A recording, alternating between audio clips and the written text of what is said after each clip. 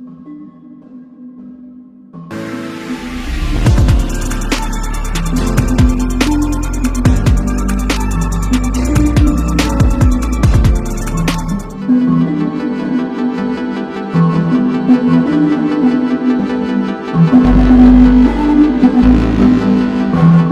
है कुछ सालों पहले जब एक रात 8 बजे अचानक से वक्त बदल गए, जज्बात बदल गए।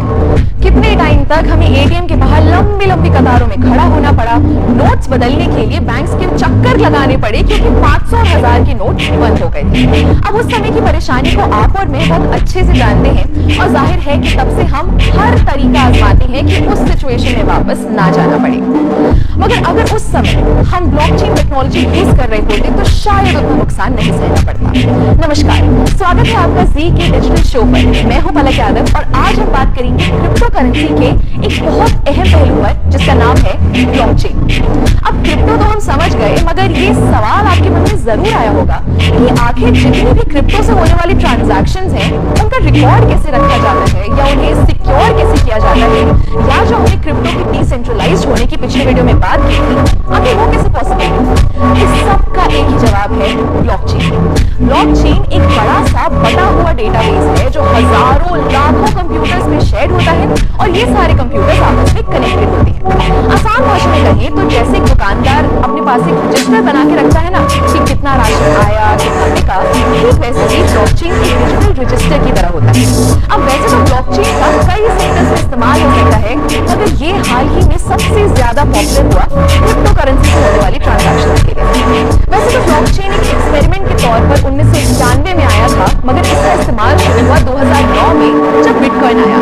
जी हाँ, कुछ सुना लगा। सातोशी नाकामोटो ने जब 2009 में बिटकॉइन शुरू किया तब ही बिटकॉइन के आसपास उन्होंने ब्लॉकचेन का कॉन्सेप्ट यूज किया। चलिए इसको जरा ऐसे समझते हैं। फर्ज कीजिए आपने बिटकॉइन से कुछ खरीदा या बिटकॉइन खरीदा, तो ये जो ट्रांजैक्शन हुई ये इंफॉर्मेशन एक ब्लॉक के फॉर्म में बनके सेव हो गई। फिर आपने उस बिटकॉइन को बेचा तो फिर से एक ब्लॉक बन गया। अब ऐसे ही आप जितनी बार ट्रांजैक्शंस करेंगे तो उसका एक ब्लॉक बनता जाएगा और वो सारे ब्लॉक्स एक चेन से जुड़ते जाएंगे। इसलिए इसका नाम है ब्लॉकचेन। सिंपल।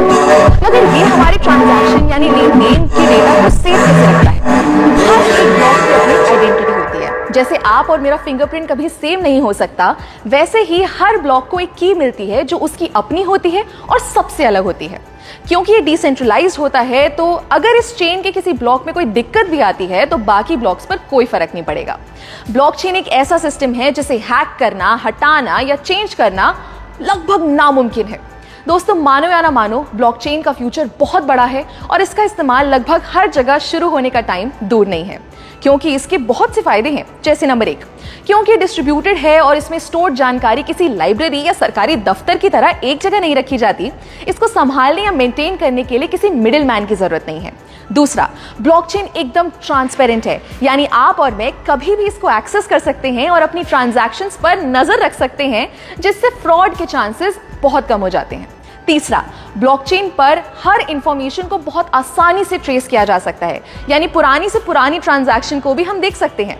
चौथा, ये टेक्नोलॉजी एकदम फास्ट है। हर चीज का लिखा हुआ रिकॉर्ड बनाने में बहुत टाइम और मेहनत लगती है, मगर वही जानकारी को अगर ब्लॉकचेन के जरिए सेव करें तो वो बहुत आसानी से और बहुत जल्दी हो जाएगा। और आखिरी, जैसा मैंने पहले भी बताया कि ये बहुत सेफ है, तो आप टेंशन फ्री होकर इसका इस्तेमाल कर सकते हैं।